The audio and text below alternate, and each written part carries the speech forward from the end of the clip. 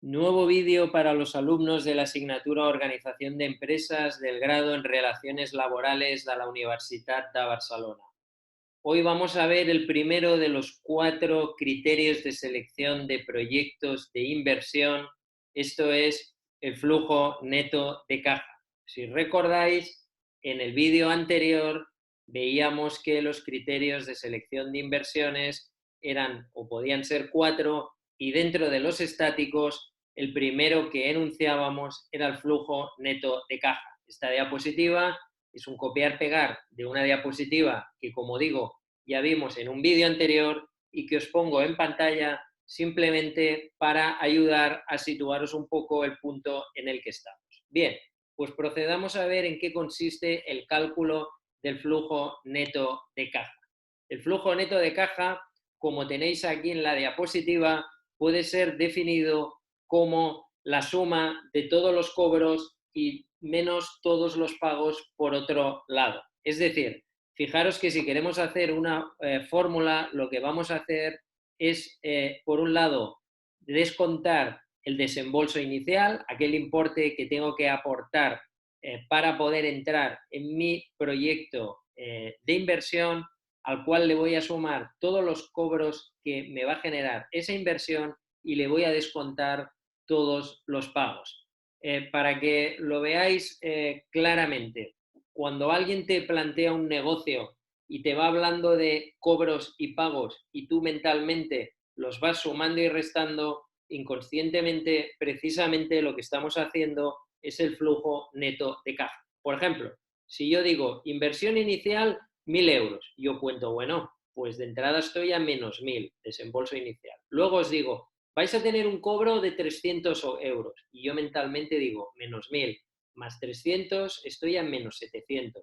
Luego vais a tener otro cobro de 500 y yo digo, menos 700 más 500, menos 200. Luego os digo, vais a tener un pago de 300 y fijaros que mentalmente voy sumando y voy restando en función de que sea una entrada o sea una salida. Bueno, pues precisamente ese cálculo que yo hago mental, eso es el flujo neto de caja. Fijaros que si yo tengo varios proyectos de inversión, lo que voy a hacer pues va a ser optar por aquel que me da un flujo neto de caja más alto. Como siempre digo, la mejor forma para entenderlo es con un ejemplo y 4 números. Fijaros el ejercicio que os he planteado. Me piden clasificar en función del flujo neto de caja de mejor a peor los siguientes proyectos de inversión. Y tengo un proyecto A en el que hay un desembolso inicial de 750 euros y a partir de aquí los movimientos que tengo son para el año 1 860 euros, para el año 2 menos 610 y para el año 3 más 920. Análogamente, tengo un proyecto B y un proyecto C en el que los importes van cambiando. Muy bien, pues si miráis el proyecto A, fijaros que la tabla que os aparece en pantalla no es más que un copiar y pegar del enunciado. A la hora de identificar y explicitar el cálculo, los números para obtener el flujo neto de caja, hemos dicho que sería menos el desembolso inicial son 750 euros, cuidado que aquí en la diapositiva veo que pone 720, ojo que hay un error, ¿de acuerdo? Son 750 negativo.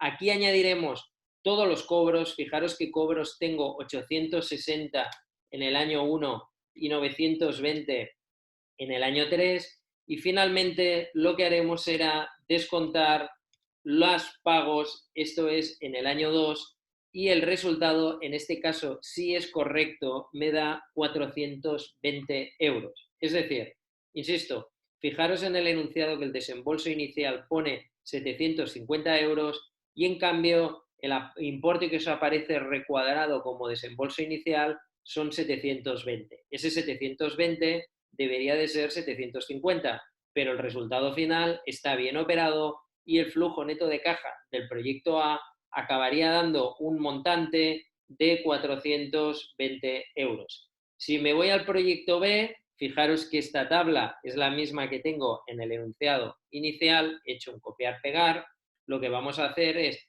desembolso inicial menos los 1.120. Cobros, en este caso solo tendría el del año 2, 2.360, y pagos sería la suma del año 1, 350, y el año 3, 490. ¿De acuerdo?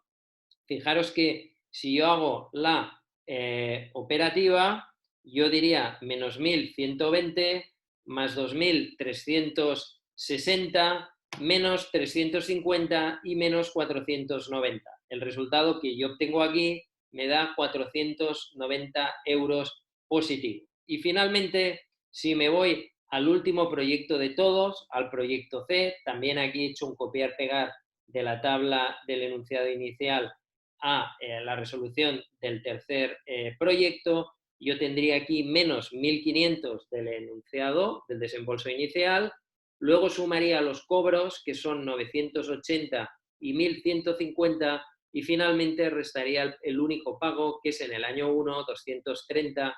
Esto me da 400 euros. Por lo tanto, recordar, el enunciado me pedía clasificar en función del flujo neto de caja de mejor a peor.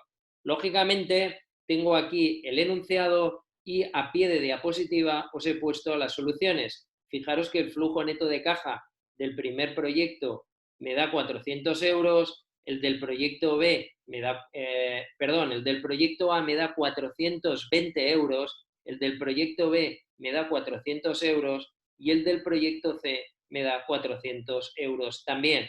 Estaremos de acuerdo en que si establezco un ranking de mejor a peor, el proyecto escogido en primer lugar sería el proyecto A.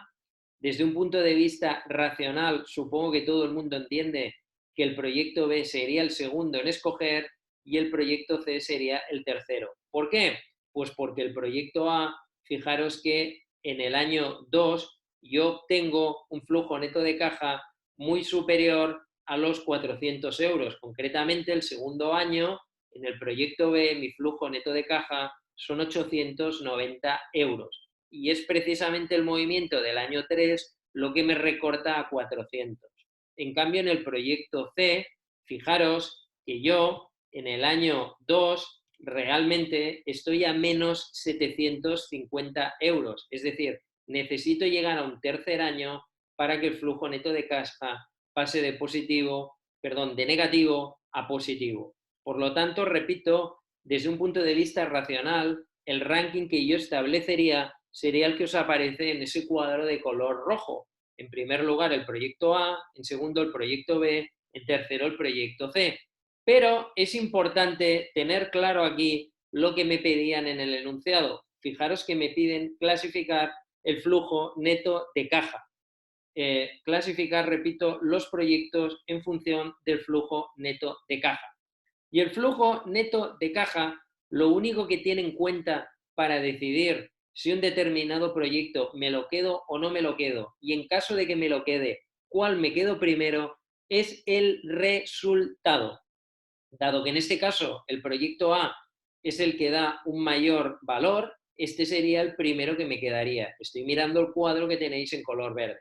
Pero fijaros que como el proyecto B y el proyecto C me dan un flujo neto de caja de 400 euros, eso significa que estos dos proyectos, insisto, según el flujo neto de caja, son proyectos equivalentes. Es cierto que un sujeto inversor, actuando desde un punto de vista racional, primero se quedaría con el B y segundo se quedaría con el C, pero insisto, en función del flujo neto de caja, estos proyectos son equivalentes. ¿Por qué digo esto? Bueno, eso es como cuando un equipo de fútbol juega una final. Fijaros que una final se decide a 90 minutos y en caso de que acabados esos 90 minutos los dos equipos en litigio sigan empatados, lo que se hace es una prórroga.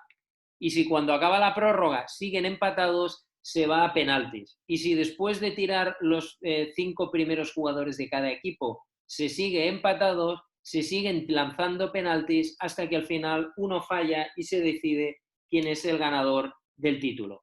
Esto es exactamente lo que hemos hecho aquí. El flujo neto de caja sería el equivalente a los 90 minutos de tiempo reglamentario de un partido de fútbol. A partir de aquí, como hay que dar el premio, hay que dar la copa y uno de los dos se lo tiene que llevar a casa, lo que estamos haciendo es introducir otros criterios para acabar decidiendo quién gana, de manera que primero se juega una prórroga y después se juegan unos penaltis. Fijaros que en esta resolución de ejercicio, en función del flujo neto de caja, el proyecto A y el proyecto B son equivalentes. Realmente, para desempatar y decidir si me quedo primero con B o me quedo primero con C, lo que estamos haciendo es introducir otros criterios aparte del flujo neto de caja. En el caso que no se ocupa, yo decía que con el proyecto B alcanzaba el flujo neto de caja un resultado positivo en el año 2, mientras que con el proyecto C necesitaba pasar 3 años.